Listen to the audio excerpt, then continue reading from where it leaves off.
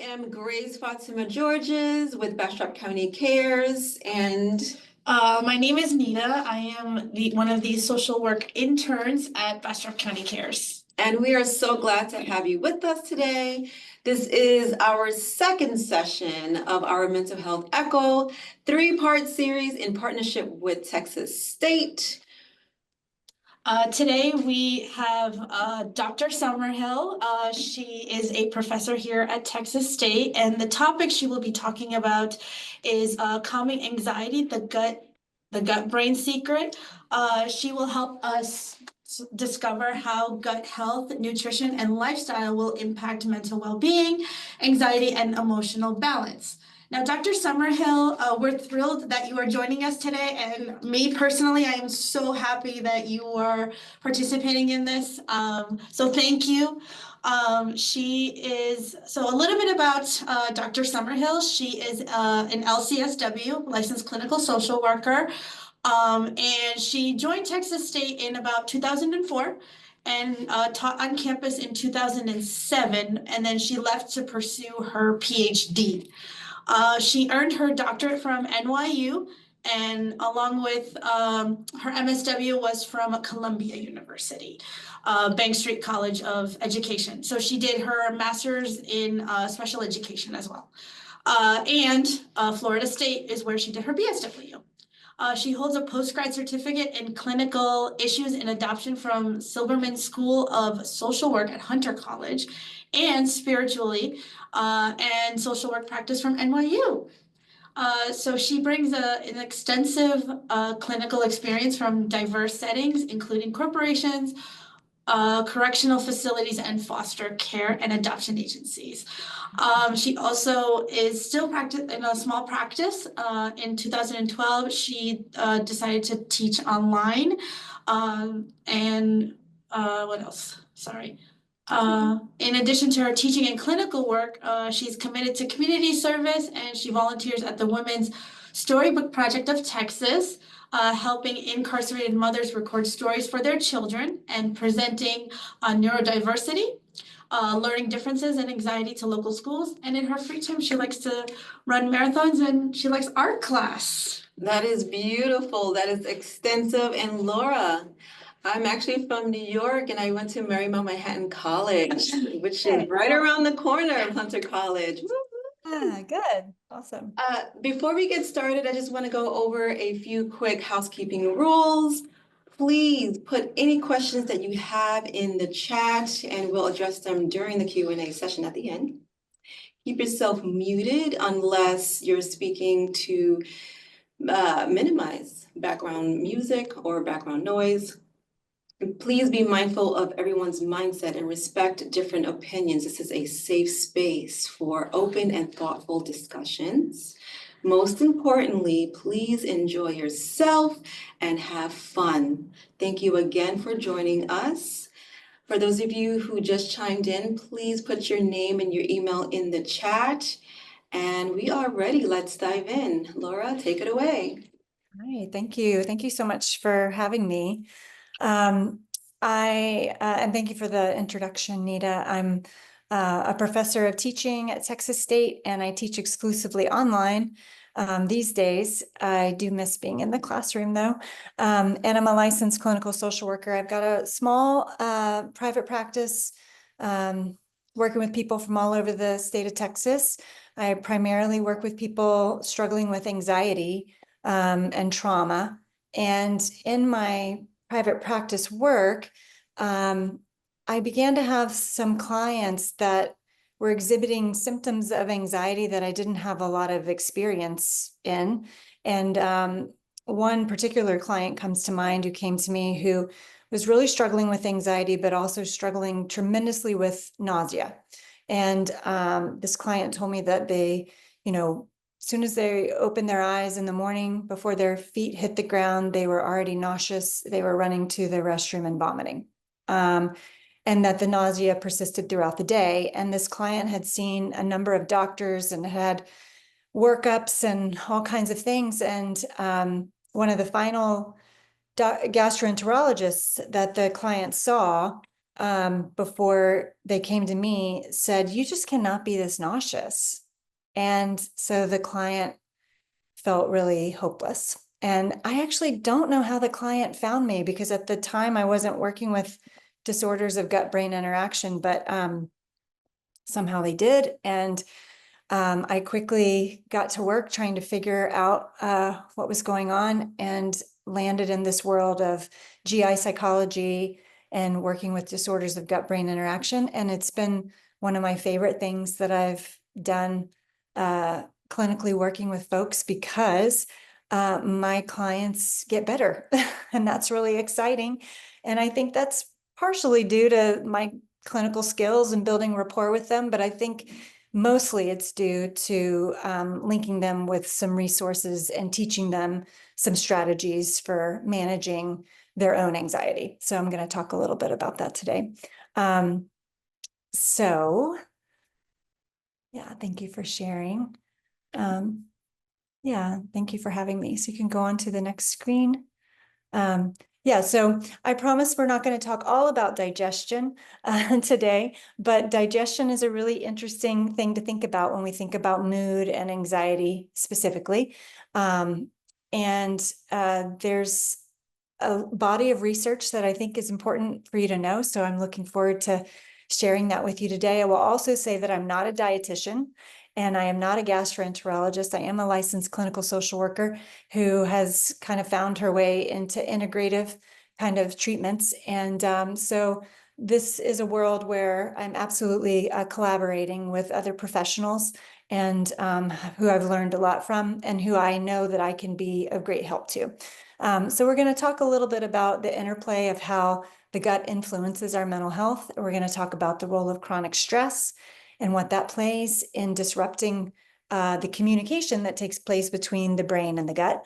And then we're going to talk about how there are specific gut-directed therapies that can help manage mental health. So you can move on to the next slide. Great, thank you. So this is why the gut matters. I don't think we often think about the gut when we think about mental health or anxiety, but we do talk about the gut. We maybe don't realize it when you are about to give a presentation, and maybe you feel some butterflies in your stomach, or when you've had a crush on somebody in the past and those butterflies are there, or when you kind of experience something really hard in your life, or even in media, film, or news, and we say that it is gut-wrenching. So we're often referring to what's going on in our gut when we're thinking about the emotional experiences that we have. So that's a part of this gut-brain axis. So the nervous system, the microbiome, and our hormones actually all work together to shape our mental health. And there is key research that links gut health to anxiety, and specifically a disorder of gut-brain interaction known as irritable bowel syndrome, which I'll talk a little bit about today. And there are evidence-based interventions, which is really important, because historically there hasn't really been a known cure for something like irritable bowel syndrome, aside from sending a patient to a dietitian and having people do an elimination diet to see if there's something that they're eating that's troubling their gut. And sometimes people do that and they're just still kind of at a loss, and they don't know what to do, and because they can't find a cause. And so that's when it's important to do something a bit more integrative and think about chronic stress or trauma history and mood disorders. And so I'll talk a little bit about the clinical application of how I would use this with clients as well. Thank you. So we always talk about how we're in a mental health epidemic, and we know that 1 in 5 adults in the United States will experience an anxiety disorder at some point in their life. And then also we have millions of people that are suffering from irritable bowel syndrome and other gut-brain disorders.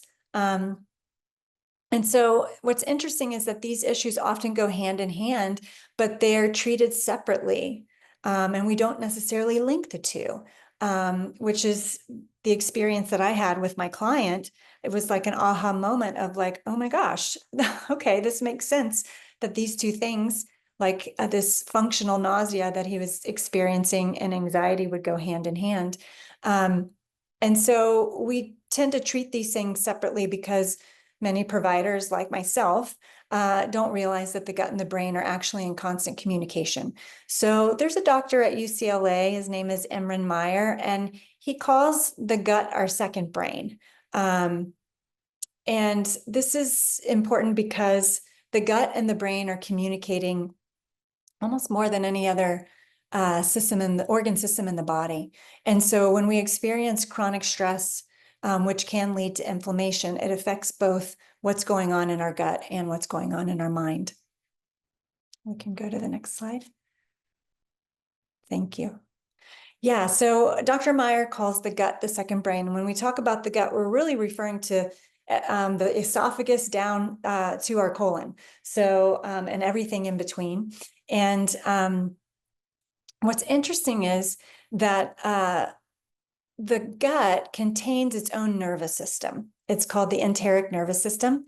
It's got over 100 million neurons, and that's more neurons than are found in our spinal cord. So the enteric nervous system is this piece of the nervous system that controls digestion, but it also plays a key role in mood and emotion.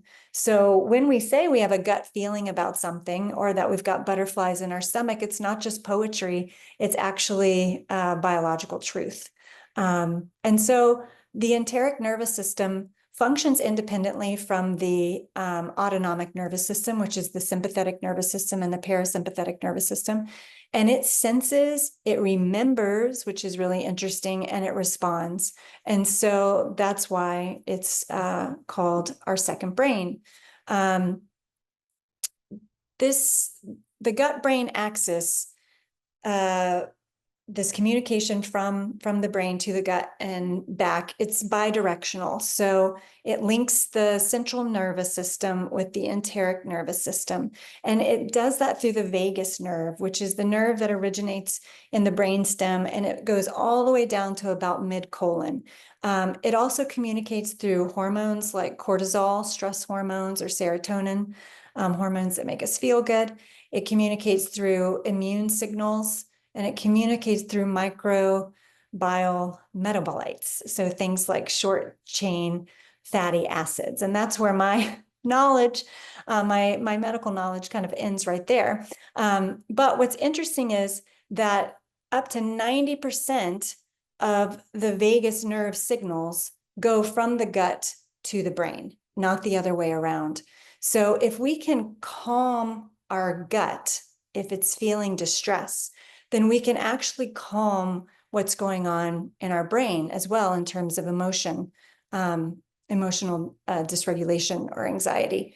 We can also work from the brain down to the gut by using some CBT methodologies, by changing the way that we think, which then can change the way that we feel and change what we're experiencing. So it's kind of a multi-pronged approach. But the brain is constantly updated about digestion, about inflammation, microbial activity, even emotional states that actually originate in the gut. So it's really pretty fascinating. The other interesting thing is that the gut produces about 90 to 90% of our serotonin. The serotonin is not made in the brain, it's made in the gut. So it also produces dopamine, which helps us feel reward and helps us with motivation. It produces GABA, a neurotransmitter that is very calming. It's essential for sleep and for relaxation, and other neurotransmitters and signaling molecules that influence our mood, influence anxiety, influence cognition. Okay, you can move to the next slide. Yeah, so what's cool is that the gut is the only organ with its own nervous system. So that's pretty unique. And that enteric nervous system is acting independently of the brain. It's acting independently of the spinal cord, and no other organ system has that. And so we have this gut-brain feedback loop, or gut-brain axis. And so the gut and the brain are talking to each other constantly, shaping our mood, dealing with digestion, helping us cope with stress. And that loop is affecting how we feel, both physically and emotionally. So the brain will send a signal to the gut via the vagus nerve and hormonal pathways. The gut is going to respond. So if we have an emotion that let's say a thought pops up in the brain that causes us to experience an emotion, then that signal is sent to the gut and the gut responds. So when we talk about fight or flight and the nervous system, autonomic nervous system being involved in fight or flight, which is this way in which we've been wired to preserve ourselves against real or perceived threats. And so we may have a sense the amygdala, the fear center of the brain, maybe picks up on something in our environment that feels threatening, and it's going to send a signal via the sympathetic nervous system, like, oh, we're in trouble. We need to do something here to protect ourselves. And the signal is also sent via the enteric nervous system to the gut. And so sometimes when we are feeling scared, we don't feel anything in our gut. There's no, not necessarily any sensations, because the nervous system is moving everything away from the gut to our extremities so that we can fight or flight, right? And other times we have an emotion or a thought that pops up in our head that signal to the gut, and then suddenly the gut begins to react immediately because the emotion that's experienced up here is mirrored in the gut. If we have a microbiome imbalance, which we're going to talk about today, which is if you've spent any time on antibiotics, for example, and the doctor has said, hey, it's probably really good to also eat some yogurt, with live cultures while you're on these antibiotics so that you don't get diarrhea or have an upset stomach. The microbiome, if it's imbalanced, it definitely affects our mood. So it can not only influence symptoms like irritable bowel syndrome, which is diarrhea basically, but it can fuel the symptoms of anxiety, mood disorders. And then the gut, depending on how the microbiome is in the gut, if there's an imbalance, the gut is sending feedback back to the brain that could either amplify the more dysregulated, problematic experience we're having emotionally, or it can soothe. So if our microbiome is in balance, the feedback is more soothing, versus if it's out of balance, the feedback typically amplifies a problem that we may be having. So the gut is kind of like the brain's best friend in a lot of ways. It's definitely the most talkative and influential, I guess you could say, partner of the organ systems, especially when it comes to mood or stress or overall well-being. So we can go to the next slide. Yeah, so there's a little science behind this, of course. And the microbiome has an influence on brain function, as I've said, and on mood. And like I said, the gut produces 90% of our serotonin, which is interesting. So if we don't have a healthy microbiome that's balanced, it's not able to produce those neurotransmitters that we need. So we've got trillions of little microbes living in our intestines, and these microbes help produce and regulate these neurotransmitters like dopamine and GABA. And they influence our mood and our motivation and how calm we are. And so, of course, when the microbiome is balanced, we have better emotional resilience overall. We may have more flexible cognition, more stable energy. And so when the microbiome is out of balance, we call that dysbiosis, and that can lead to anxiety, depression, brain fog. And so Imran Meyer's research at UCLA has shown us that the brain and the gut actually co-develop very early in life. So they are developing and communicating from our earliest days together. And when there is maybe childhood trauma, or there's antibiotic use, excessive antibiotic use, or excessive stress, chronic stress, or poor diet, all of that shapes the microbiome. And so that's one of the reasons why adverse childhood experiences can have such a long-lasting impact. So it's not just in our mind, but it's in our gut health as well. And of course, You've probably heard of the book, The Body Keeps the Score. And so that's more about how trauma lives in our nervous system, the memory of our nervous system, not only just images, but via emotions and physical sensations. And so the enteric nervous system has its own memory. And so it's remembering these things, so to speak, from the past as well. One goal that we have is to have a healthy microbiome. So our emotional balance is supported. We can change to the next slide. So Dr. Meyer's findings, the brain and the gut develop early in life, and trauma, stress, and diet definitely shape our microbiome function, and that can impact our cognitive flexibility and emotional reactivity. Thank you.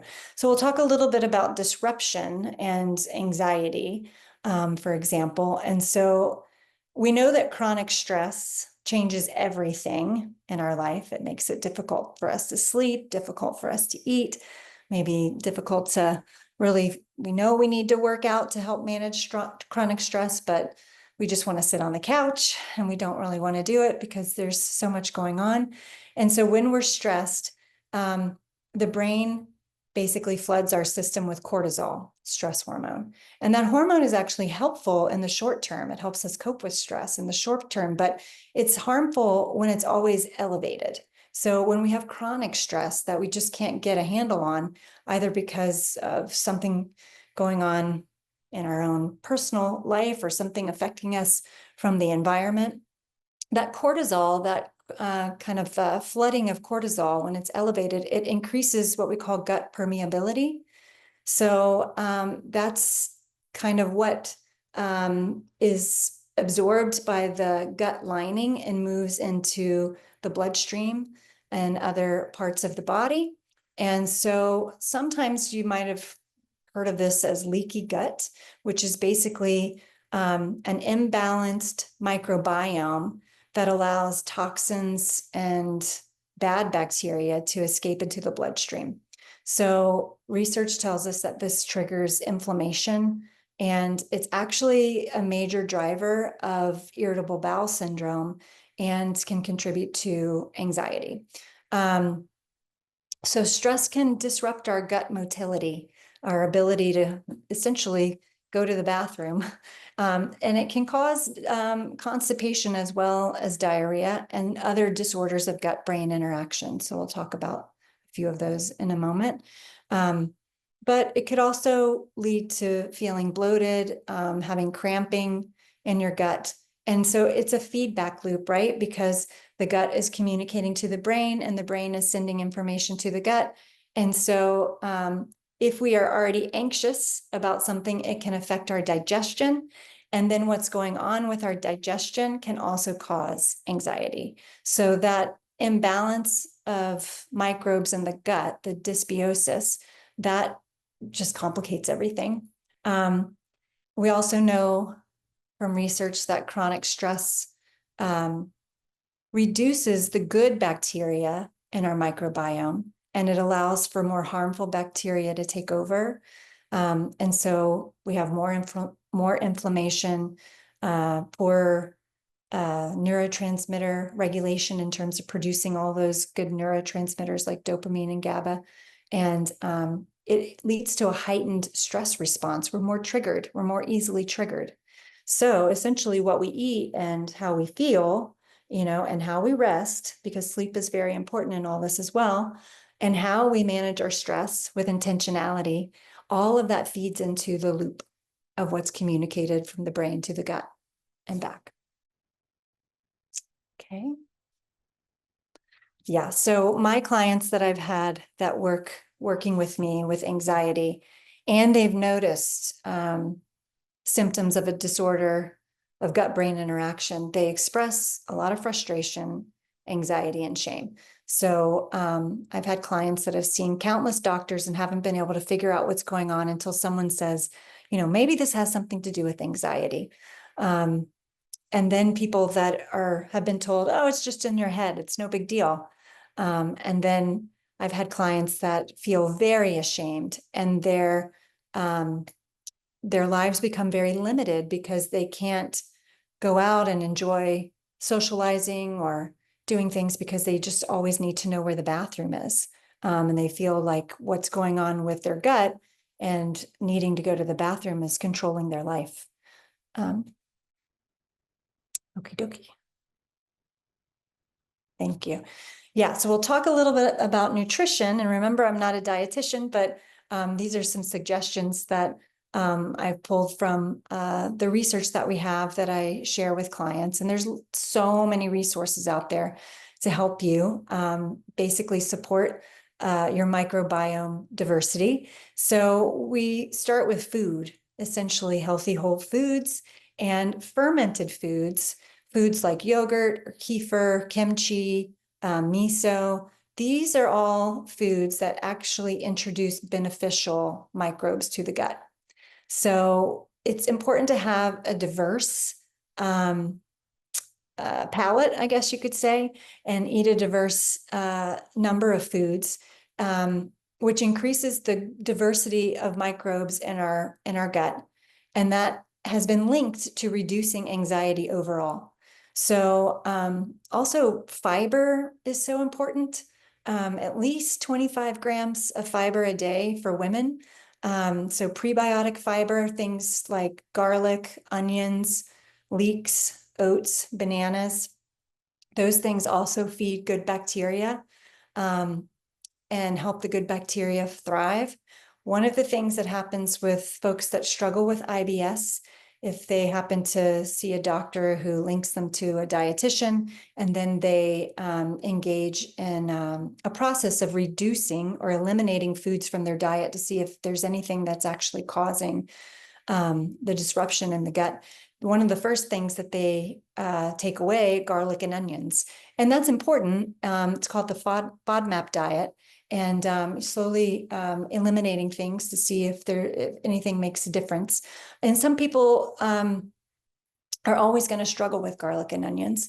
And I think that is a really important piece of the puzzle as people are trying to figure out what's going on with them. But anxiety is also a very important piece of the puzzle. And so if we can also work on treating anxiety, we may find some improvement in what's going on in the gut. It's important to reduce processed foods, as we always hear, and the foods that inflame the gut. So reducing added sugars, artificial sweeteners, ultra processed foods. The rule of thumb is to shop the outer aisles of the grocery store and stay away from the inner aisles. So you're really looking at produce and healthy dairy and things like that. A goal for many people is to consume less than 25 grams of added sugar a day. So if you are someone who reads labels, you'll notice that added sugar adds up quickly. And so that means added sugar. It doesn't mean necessarily eliminating fruit, things like that with natural sugars in them. Those are important for us to consume as well. So a little education around what are the best foods to eat, the foods to avoid to support a healthy microbiome in the gut. Also, it's really important to actually slow down when you eat. So chewing, taking your time to chew and chewing really thoroughly is really important. So if we can eat without distraction, which I think a lot of us struggle with, we tend to eat while we're watching TV or on technology in some way, and create a calmer kind of meal routine, that's actually going to support what's going on in the nervous system, support the calming part of the nervous system, and it helps in getting consistent sleep. And so if we can eat well, eat right, as we've always heard, but eat with intentionality in terms of what we're consuming and how we consume it, that contributes to a calmer system overall. Sleep is very important, and when there's anxiety, it can definitely disrupt sleep. And not getting enough sleep can also increase our anxiety, right? So there's a tremendous amount of information on good sleep hygiene, how to set yourself up to sleep your best at night, which includes some light exercise at the very least during the day, maybe doing some deep breathing to stimulate the vagus nerve and calm the body via the parasympathetic nervous system. The rule of thumb is at least an hour before you go to bed, shut off all technology. 2 hours before bed is even better. And then engaging in activities at night that signal to your brain and your unconscious mind that we're getting ready to rest. So that's a whole nother presentation, but sleep is really important in all of this. So getting the right nutrition, supporting the microbiome, all of that can have a positive effect on mood and supports the gut-brain axis with daily rituals for sure. So I want to tell you a little bit about the Rome Foundation. You can look at their website. It's theromefoundation.org. They are the global authority on gut-brain disorders. And so they've redefined conditions like IBS as a disorder of gut-brain interaction. And so a gold standard of treatment for IBS, according to the Rome Foundation, is something that is more integrative and focused on reducing anxiety. So their research shows that psychological factors like anxiety and trauma history, they're not just necessarily, well, anxiety is not just a side effect of what's going on in the gut, but it can be a contributor to what's going on in the gut. So it's important to have an integrative approach when we're talking with clients or thinking about managing our own anxiety. And so it's important to address diet for sure, and medication could absolutely be helpful. But being aware of our behavior and being aware of our emotions and being aware of how we are thinking, what we are thinking, can be equally as important and sometimes even more effective than what a doctor could do for us. So as social workers, we're trained to use the biopsychosocial model to treat our clients. And that's typically the gold standard when you see something like anxiety and a disorder of gut-brain interaction. So I'll talk a little bit about, in the next slide, how we can treat some of the things that people experience as a result of anxiety. So we've got Jamie, who's struggling with irritable bowel syndrome, which is unpredictable and often triggered by anxiety that is experienced for him before social events, maybe some social anxiety or work events. Layla, struggling with irritable bowel disorder. So sometimes folks like Layla who've struggled with Crohn's disease, they still battle pain around eating and flare-ups, which contributes to anxiety and vice versa. And then we have more functional disorders that we can't find a medical reason for, like dyspepsia sometimes, or nausea. And so Maria, she struggles with chronic GI discomfort, even though all of her tests at the doctor are normal, and she ends up feeling pretty lost and feels unheard and frustrated. So I don't know if you relate to any of these folks or know of anybody who's struggled in these ways, but one of the things that I'm trained in is clinical hypnosis, which is not like hypnosis that you see on television or in the movies, but I'm trained by the American Society of Clinical Hypnosis, and this is an academic research-driven society. Folks have to have a master's degree in a helping profession or more.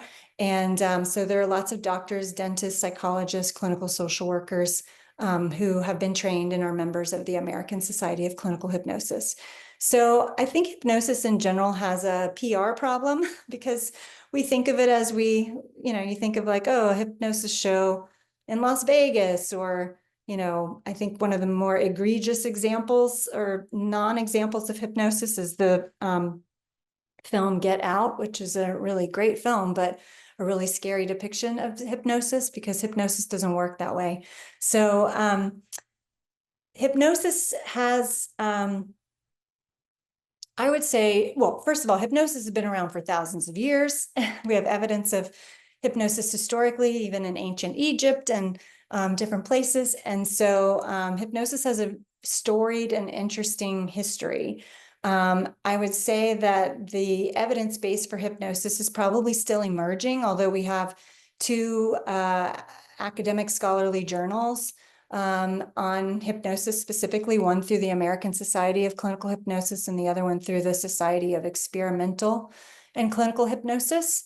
And so one of the ways hypnosis has been shown as a pretty exciting treatment is through gut-directed hypnosis.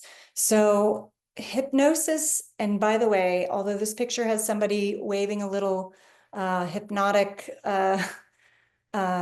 stopwatch or something, that's not how I conduct hypnosis. But hypnosis is really kind of like a cousin to meditation or even mindfulness. It uses a lot of visual imagery, and essentially I'm teaching people how to relax in combination with imagining something in their mind's eye. So we're giving them something to think about. So that's where it's different from meditation. In meditation, we typically are trying to like focus on our breath, for example, or on a mantra, and then a thought or an emotion may come up to distract us, which that's what's always going to happen countless times. And then we return our attention to the breath or to the mantra.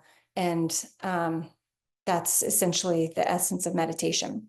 In meditation, people oftentimes experience a calming effect. There's a calming effect via the parasympathetic nervous system, especially if you're using your breath as a place to focus. So in hypnosis, it's a little bit different. I'm allowing people to use their breath and to do some progressive muscle relaxation to become more relaxed. But I'm giving them imagery to actually think about. And most people can see things in their mind's eye. Some people cannot. But even if they can just hold the thought of the thing and focus on the thought of the thing, it's useful. But essentially, hypnosis helps us rewire stress responses. So what's so interesting is when I do hypnosis with a client, like my client I started talking about at the very beginning with the extreme nausea, and the first hypnosis session we did was really just to evoke as much relaxation as possible. And after the session, the client said, well, that's weird. I don't feel nauseous anymore. And that feeling, that lack of nausea lasted for several hours throughout the day. So that told me like, okay, this is an intervention that I think will prove useful to this client. And I can teach this client how to do this on their own so that they can continue to manage this response in the gut as they're dealing with stress. So it rewires stress responses. And there's a good amount of research that shows that it's effective in reducing symptoms of IBS. So ultimately, it helps us manage anxiety. So there's a guy in the UK, Dr. Peter Warwell, and he combined guided relaxation and imagery via hypnosis. And in addition to suggestions, so the other thing that makes hypnosis a little bit different than guided relaxation or imagery or visualization is that there are positive suggestions that are being made to the client in a more relaxed state. And the theory is that we kind of take this critical, logical thinking prefrontal cortex offline a little bit. And we know that the brain waves change in hypnosis. People move from a beta brainwave where we are now to an alpha brainwave or even a theta brainwave, which is right before we fall asleep, but still alert. And the theory is that the unconscious mind, the emotional mind, is able to take in these positive suggestions easier with the prefrontal cortex kind of turned off a bit, where it might be a gatekeeper that says, oh yeah, that sounds good, but still you're going to be anxious anyways. So it slows down that brain, the brain activity, so that another part of the brain can actually hear. And so it's a combination of relaxation imagery and these positive targeted suggestions that help to regulate gut-brain communication. So it kind of relaxes what's going on in the nervous system. It relaxes muscles, which are associated, I'm pointing to my gut, you can't see, but those muscles associated with what's going on in the gut. And it normalizes the perception of gut sensations. So a lot of times we don't even, well, I don't know, I find in my clients, a lot of times they don't even know what's going on in their body in terms of sensations. They just know that emotionally they don't feel well, and they can maybe identify cognitively some unhelpful things that they're thinking if we help point those things out, but they don't know about sensations in their body. So I'll train my clients to scan their body from head to toe and just tell me what sensations they feel, even if they don't think the sensation has anything to do with the problem that they're working on or what we're talking about. And I oftentimes will prescribe people to do what's called a body scan meditation, so they can just practice thinking about different parts of their body and becoming aware of what those parts of their body are feeling. So with gut-directed hypnosis, I might be asking a client not only to start with some nice deep breathing to slow down the parasympathetic nervous system, and we do some progressive muscle relaxation, but then when they're in a more relaxed state, I'm asking them to imagine something that's really soothing to their belly if their belly is upset. So maybe it's something that's warm, maybe it's something that's calm, and I'm giving them suggestions of things to think about. And they're visualizing their digestive system kind of working in harmony with what they're feeling. So when they're feeling more relaxed in that moment, they are actually much more present. And anxiety typically is rumination about something in the future that hasn't happened yet. Depression is ruminating about something in the past. And so we want to engage folks in a mindfulness about the present moment. And when they are relaxed, I ask them to notice an increased sense of comfort and ease that they're experiencing in the moment. And they really notice it. And that's very different than moving through the world, just ruminating about anxiety and knowing that when we're anxious, we typically are kind of all wound up, right?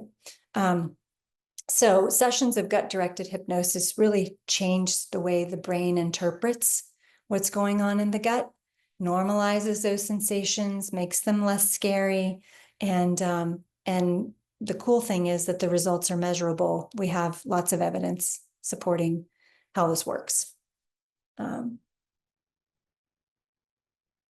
Yeah, so just a couple benefits of gut-directed hypnosis. It calms the gut and reduces physical tension in the body, right? And when we have tension in the body, we typically are going to have tension in our gut too. It promotes relaxation and it supports nervous system regulation. So,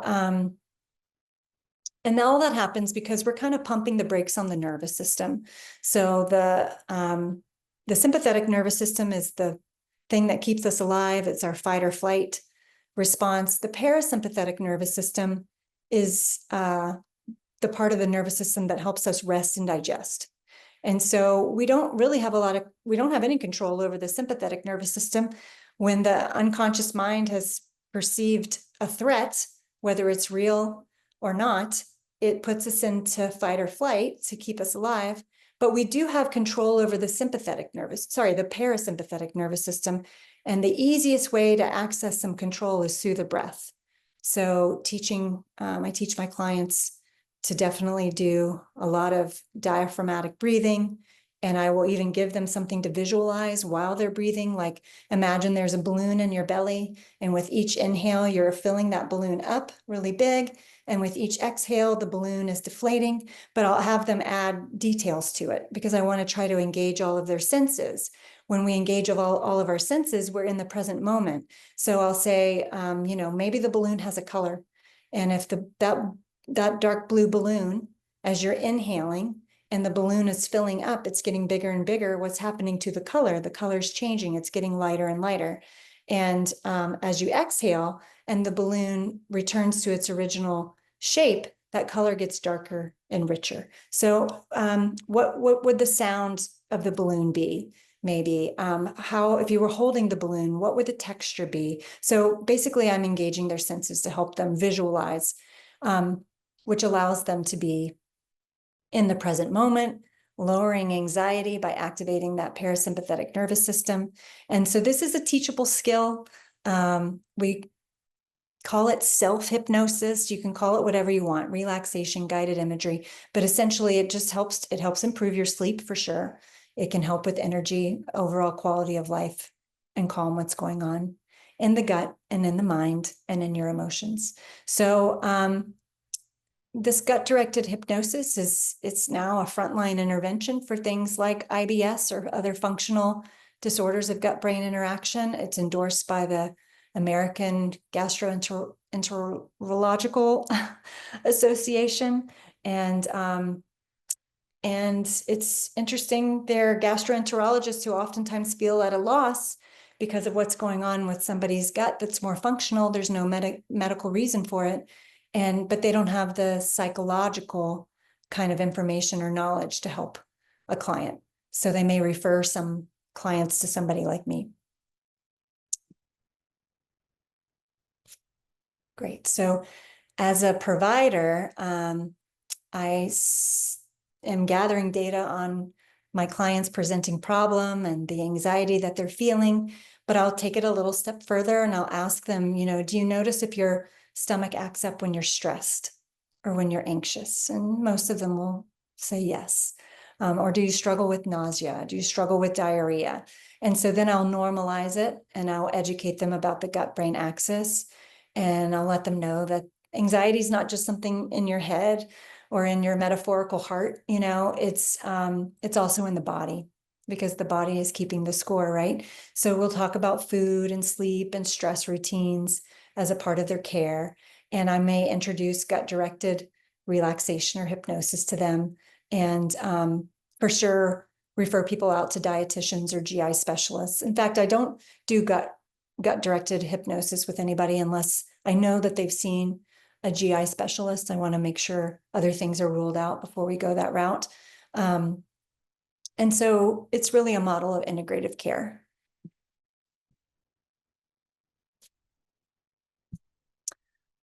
Yeah, so I guess your key takeaways today are just knowing that there is this thing called the gut-brain axis, and that the gut is the second brain. It communicates with the brain the most out of any other organ system in the body, and they co-developed at the same time. And an emotion that you experience here is also experienced or immediately mirrored in the gut, and vice versa. And so that gut-brain axis plays this central role in our emotional and digestive health.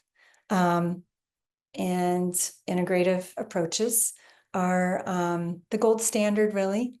And so we can support our own healing by paying attention to what's going on in terms of the mind, what we're thinking and what we're feeling, and also by paying attention to our microbiome and trying to get more healthy whole foods, fiber, and fermented foods so that we can strengthen that balanced microbiome in the gut.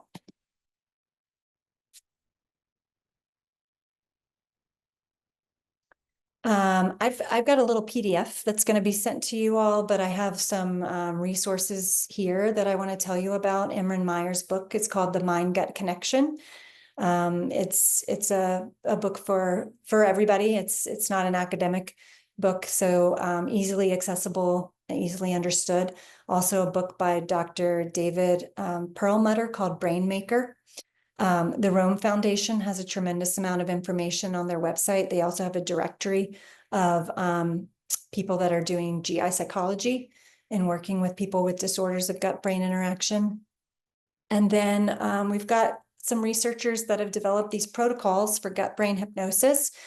Peter Warwell, he's developed the Manchester protocol, which has been researched and shows a lot of efficacy. Dr. Paulson has a 7-session protocol. That's the one that I use mostly with my clients. And within 7 sessions of gut-directed hypnosis, and we space the sessions out every other week so that people get a little time to practice, because I give them some homework. All of the clients that I've done that with have vastly improved in terms of what's going on with their gut. And then at Baylor, Dr. Gary Elkins is somebody that's almost local to us, and he's been the editor of the journal with the experimental and clinical hypnosis organization, and he's got a book called Hypnotic Relaxation Therapy that is very useful in working with clients who are struggling with disorders of gut-brain interaction, also clients struggling with chronic pain, migraines, and he's done a lot of recent research on hot flashes. So people who are receiving cancer treatment that's putting them into early menopause or just menopausal women and managing hot flashes. So it's pretty interesting. Yeah, so thank you guys for listening, and I'll try to answer your questions. Remember, I'm not a medical doctor or a dietitian, but if you have any questions just related to trauma, anxiety, depression, the integrative psychology care, maybe I can help.